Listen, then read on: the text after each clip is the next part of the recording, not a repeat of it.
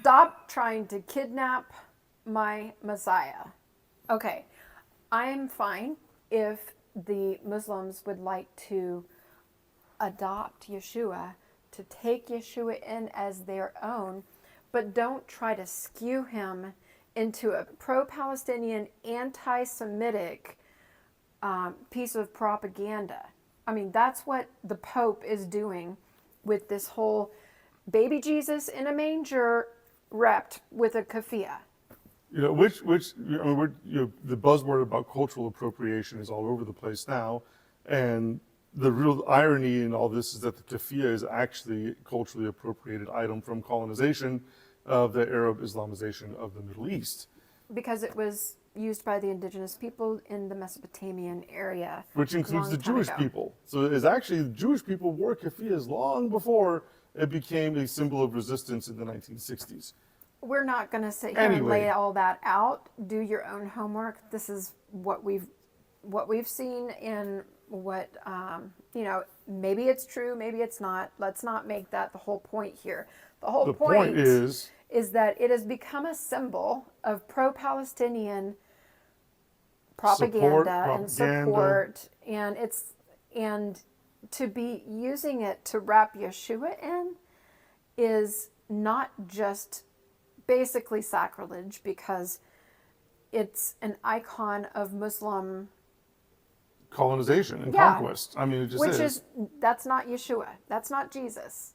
But then again, I mean, why not create that lie? They've created the whole lie of the fact that he was born on Christmas Day, This is true. which was the Saturnalia holiday. Well, not only that, and Catholicism was the new Roman religion that was created in the 4th century. So why are we surprised?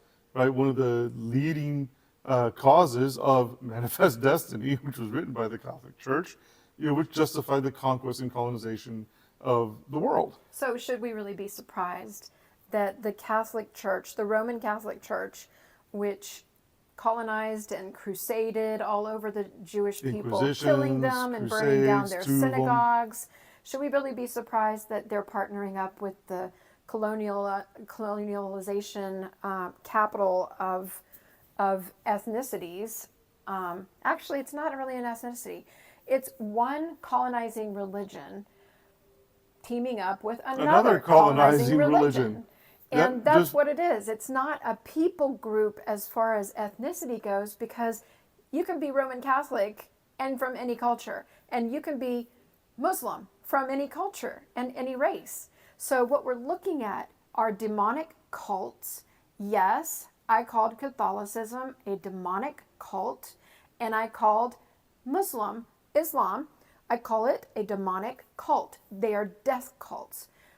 The Catholic Church is moving a little bit away from the death cult, but they're still supporting other people who are in death cults, like these extremists who are going around and killing people, raping and murdering them and torturing them, which is what they did, what the Catholic Church did during the Inquisitions.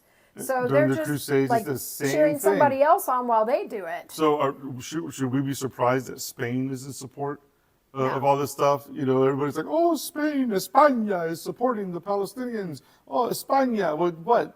Of course. Of course. I mean, like, the ultimate colonizers are also helping the colonizers. And, don't get us wrong. Any innocent deaths are always horrendous and horrible.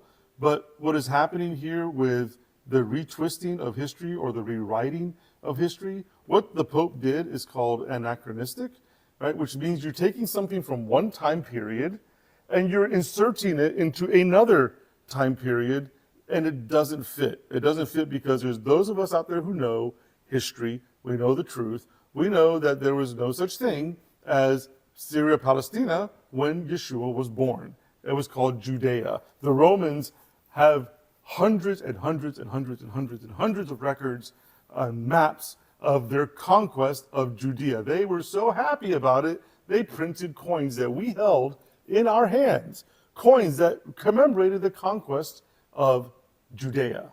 Right? By the Romans. By the Romans. And then after they conquered the province, then they renamed it Syria Palestina. There is no descendants of Philistines today because they were Greek mariners. But what are we seeing happening? So, what do these two people groups have in common? Both of them have stolen land from the Jewish people and subjugated them, killed them, and done everything they could to wipe them out. So it's frustrating. As a believer in Yeshua, it's frustrating to see our Messiah being used by the enemy and relabeled as a Palestinian who is Palestinians are doing the work of the devil. Let's just call it what it is. They're doing the devil's work. And they don't even know it. They don't even realize it. This is all, the dragon is at work in this ideology that calls for death, dismemberment. We literally were like this far away from people talking to them in the streets of Manhattan who support Hamas, who support and said that October 7th was justified as resistance. There's nothing justified about what took place on October 7th. It actually goes all the way back to Esau, who never rescinded what he said about killing his brother Jacob once his father was done. That has not been rescinded. It is a continuous cycle of violence. As Native people, hey, giving up land for peace doesn't work. It will never work. And what is happening here, if you read the story of Samson, what happened with Samson? Samson was an Israeli, a Jewish man who was kidnapped. He was tortured. He was mutilated. He was humiliated. He was captured and brought into where? Philistine area. Into Gaza.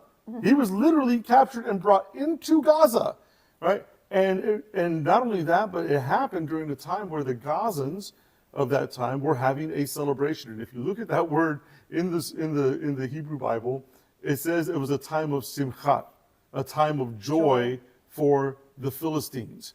And what happened on October 7th? It was all the reverse. All those things, same things that happened with Samson happened. It took place, except it was on the Jewish people's simchat Torah during their time of greatest joy. But in the end, they turned that into a time of mourning and stole and robbed their joy, robbed their people, robbed them of life. But in the end, Samson brings the house down. He brings that temple down because he was brought into a temple.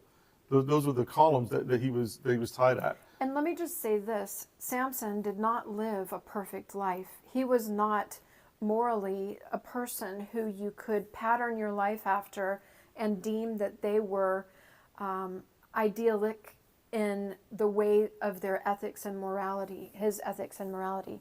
And anybody can say that about any culture. Every culture is sin-stained. Everybody has good players and bad players. But he was consecrated and dedicated, and by his mother. And he was in a covenant with Creator. And so as imperfectly as he lived his life, he was still used by God to for his purposes. And thankfully, God used him to bring down the house, a house of idol worship and a house of ill repute. Debauchery, all sorts of things. And speaking of bringing down the house, you know, if you're looking at mainstream media, it's talking about the Syrian rebels this, the Syrian rebels have taken Aleppo, the Syrian rebels have taken Damascus. Well, who are these Syrian rebels? I mean, people were like, oh, yeah, oh, the Syrian rebels, da-da-da-da-da. It's ISIS, people. They're taking down the current terrible regime, and it's being replaced with another terrible regime, ISIS. That's calling for a caliphate. It's calling for Sharia law. It's calling for them overtaking the Temple Mount, and they're headed towards Al-Aqsa Mosque. They've already said it. Their intent is to reach Jerusalem. هنا أرض الإسلام، هنا دمشق، هنا فسطاط المسلمين، من هنا يا قدس، من هنا قادمون يا قدس، صبرا يا أهل غزة، صبرا صبرا، تكبير. But Israel, let's make this clear, Israel is not expanding their borders. But what's happened is that the Syrian armies have abandoned their posts. Well, let's just say this, that the northern border of Israel is far south from what it should be and what it has been in the past. So it's not expanding their territory. If the enemy is at their gate and lobbing rockets, guess what? They deserve to lose land, which used to be Israel's land in the first place. So don't even get me started about trying to keep Israel under wraps and only ever take away land, but their enemies can lob rockets in all they want, and they're not going to lose their land for it. Guess what? If you attack Israel, if you are aggressive and kill Israel's people, Israel is going to kill you, and they're going to they deserve to take your land. That's the spoils of war. That's how war has gone for millennia. That's what's involved. When you attack a nation, you risk your people, and you risk your territory. resources, and you risk among them is the land.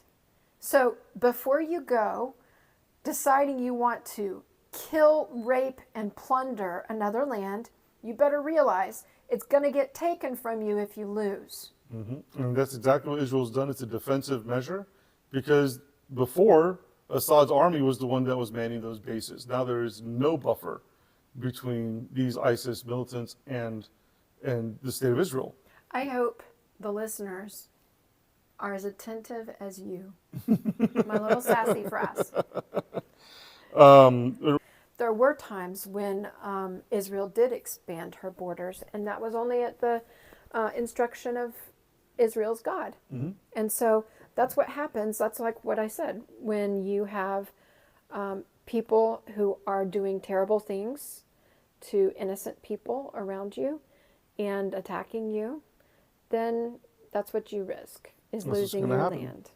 So Damascus, in Isaiah 17:1, it says that it's going to be in ruins.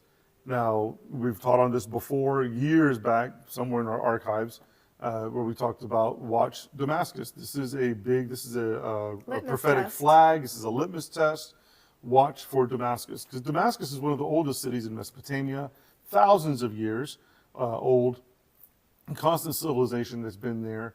Especially the indigenous people of this region still speak the same language that Yeshua spoke. They speak Aramaic, and they're indigenous to that land. They have a 2,000 plus year history being there. And I bring that up because many of these people are believers. They're Christians, and they're already fleeing out of there. 200,000 indigenous Kurds have been ethnically cleansed already within the past week. And there's nothing about it in the news. There's no marches. There's no protests. There's no celebrity endorsements, crying out for the Kurds, who are literally, there's a crisis right now, a humanitarian crisis. So you have 200,000 Kurds. You have Druze. You have Muslims that are fleeing Syria, as well as the Christians who are clearing out, because we've already seen what ISIS does to the believers.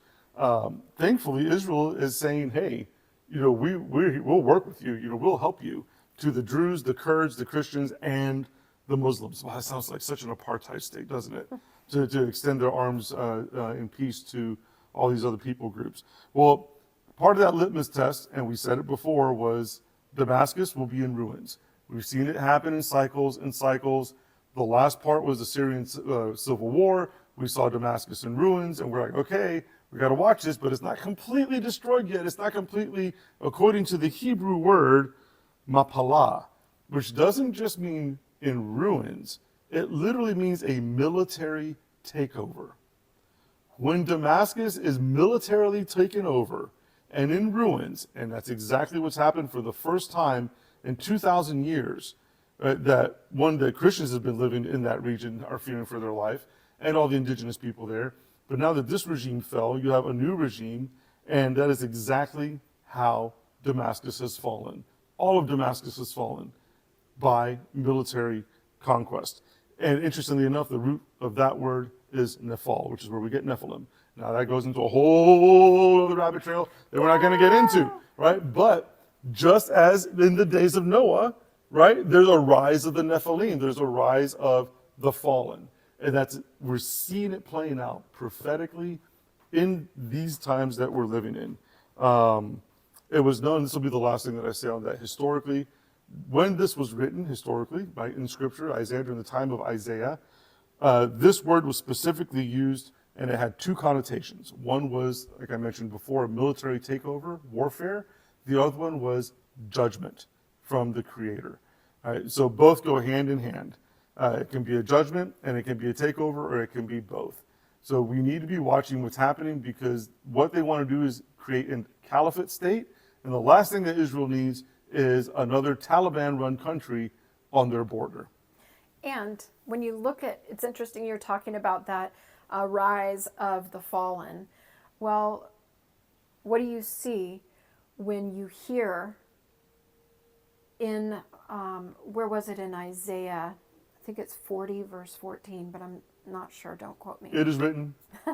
Where it's talking about Satan, about it, most of the Bibles say Lucifer. And how you have fallen. Oh, have you fallen from the, and I watched you fall star of like the morning, lightning. yeah. Oh, star of the morning star. And he's talking about Lucifer, and he quotes him, and he said, I will ascend. So what's the name of the false god, of the caliphate that's rising up right now, and the caliphate that's falling? The government that's falling is Muslim, and the government that's rising is Muslim, and they're both aggressive. They're just fighting each other. They both want to wipe Israel off the map. But the name of their God is spoken in Hebrew at, well, they call him Allah. And when you look at Hebrew, when it says, he ascended, the way you say that in Hebrew is Allah. So, Which is where we get the word aliyah. so when you look at that God, that wannabe God, the one who challenged Creator and said he wanted to take that place, he wanted to ascend into that place, he wanted that glory. You're talking about the God of Islam, because even that name is still retained in the Hebrew as the one who ascended. Yep. He To ascended. rise up, to ascend. And then what did he do? In the fall, he fell. He was cast out. And it happened quick. Yeshua said that he saw him fall like lightning. It didn't That was take a long. smackdown. It was a total smackdown. I will ascend. Boom. No more. Done. And that's how it's going to be in the end. It's going to be done. But until then, we have to be ready. We need to prepare our families, prepare our communities, prepare our congregations, our fellowships, our synagogues. You know, we talk about preparing all the time through Firekeepers International. And I want you to understand, Firekeepers International, we're here to help God's people. And we consider those people to be Jews and Christians. Okay? Both sides of the menorah. When we look at helping God's people prepare, I know we talk all the time about having good life skills, heritage life skills, basic survival skills, preparation for things on hand. But let me tell you the one way that most people are not yet prepared for. And that is the mental preparedness of being ready to lay your life down. When somebody is challenging your faith and your allegiance, as one of our new friends recently put it, Yep. Luis, when your allegiance and your faith is being challenged. And it's not going to matter if you're Baptist, Pentecostal, Baptist-costal, non-denominational. If your mother was Jewish, or if your father was Jewish. That's not going to matter. It's not going to matter. When the enemy says that they're going to come for the Saturday people and then the Sunday people, and this past year and a half, but even before that, where we have been warning and saying they're coming, they're going to be For here on our 6 land years. for 6 years now, and then they're spray painting national monuments. And when you see that upside down triangle, that's a Hamas symbol of this is a target. This is where you need to hit, right? So we've seen that being spray painted on our monuments and on our all over America. And then what just happened this past week? A man went and shot 2 kindergartners at a Seventh-day Adventist school. The Saturday kids. keeping people, right? He probably didn't realize if they were Jewish or not. He just knew they were Sabbath keepers. And he shot 2 kindergartners in the name of Gaza and Palestine. So this is here. And that wasn't coming out in all of the news outlets. No. I just read an NBC article on this that was actually updated after it was first written, and yet still in the update they didn't even put that he did this in the name of free Palestine. Yep, in So Gaza. what do these And as an answer kids- to genocide. What does a 5-year-old and a 6-year-old boy have to do with resisting Palestine? Like, they weren't targeted for what their parents did. There was no information that came out like that. These are innocents. And that's the hallmark of the enemy. They kill innocents on purpose. They target innocents on purpose. And all the news reports are now saying that this guy had a mental issue. Yes, I agree. If you're pro-Palestinian and you're pro-propagandist and you're pro-Hamas and you're pro all this colonization, conquistador, resistance junk, you have a mental disorder. So yes, the news is correct in that. I'm going to say sometimes it's a mental disorder. Sometimes it's naivety and not checking your news source. But a lot of times, really, it's a spiritual disorder. It is. After New York City, I told Laurel then, this is a cult. It is an absolute cult. As we sat there talking to Gen Zers and talking to these younger generations, some were intellectuals, some were college students, some were just regular people going by doing their thing. But what we saw was this cult-like mentality of absolute 100% faith, because they absolutely 100% believe what's being told to them. They're told not to engage or not to challenge what's being told to them. They're also being told, no, don't even talk to anybody that could present any other type of facts or anything like this. Is a cult that is grown here in this country. When you admit straight out that you don't have as much knowledge as another person who's challenging your woke narrative of pro-Palestine, but yet you still aren't interested in hearing more about it or learning more about it, and want to stick to your guns on supporting Palestine, there's a closed-mindedness there. We've been to the Middle East. We've lived in the nation of Israel for extended periods of time, staying there.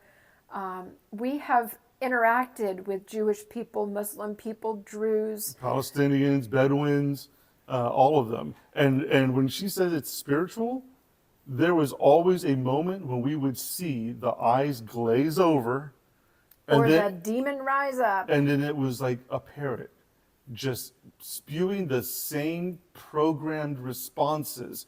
And these were different people at different times they didn't know each other, and we're just sitting there going, oh my gosh, this is just programming at its finest. You guys, if you can't see that this whole, some people are like, why does this matter so much? This is all the way across the world. What does it matter to me? Good question. Israel, do I support Israel or not? This war is coming. It's going to be another world war. It's going to be in our backyards. It's already here. At some point. It's already here in little We have spits. imported the enemy, the army of the enemy. And hopefully something will be done to help balance those numbers back out, where we don't have so many terrorists living on government dime in our country. But Well, we have veterans We can't that are count on freezing it. to death during the winter, and elders on reservations that are freezing to death. I want to encourage you guys. I don't want to leave you with despondency. We are not going to sugarcoat things. We're going to tell you how it is. But here's the end. Our God wins. Yep. Yahweh wins. Yeshua comes back for his bride on a white horse, and he's going to save the day. Our hero, our prince, is going to be rescuing us. Chief cornerstone. We don't all get rescued. It's true.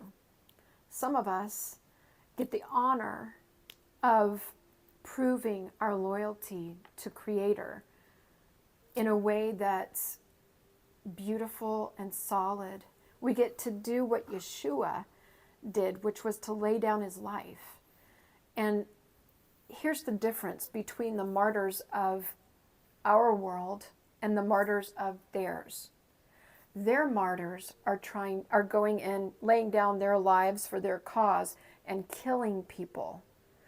We're just there to express our faithfulness to our God by being willing to not shirk death in the eyes when it looks us in the face. And if there's nothing we can do about it, just to always stay faithful to Him. I pray right now that God will give you the courage, give us all the courage to never deny Him, no matter what we go through or our family members and loved ones go through, that we will always be able to stay true to the end, because make no mistake, the enemy won't stop just because you deny your faith. No. And here's, I thought about giving an example, but I'm not going to give it. It's just too harsh. But Joshua 1:9, and we should all know this one. And it's not, I want to reiterate that this is not a suggestion. This is not a suggestion. Yahweh says, have I not commanded you? Have I not commanded? He's having to remind us again. Have I not said this? There must have been a moment, or many moments, where the people thought, oh my gosh, starting getting despaired, starting to get depressed, started not to see the breakthrough that was potentially around the corner. And he's saying, have I not commanded? Haven't I said this again? How many times do I have to tell you this? Right? That's what he's saying. How many times do I have to tell you this? Haven't I commanded you? Be strong and courageous. Courage. Right? Yeah. Two things. Because you need strength to be courageous. And to be courageous, you need strength. Those two things go hand in hand. Don't be afraid. All right, we're not talking about these things to bring a spirit of fear into your life. Rather, to empower you to be able to handle that spirit of fear and tell it to get out the door. All right, so as we say in the South, get. All right, and what else was it? Do not be discouraged. For Yahweh your Elohim will be with you, where? Wherever you go. Even to the ends of the earth, or the ends of the age. So thanks for tuning in, everybody. He will never leave you. So don't forsake Him. Ooh, that's good. That was good. That was good.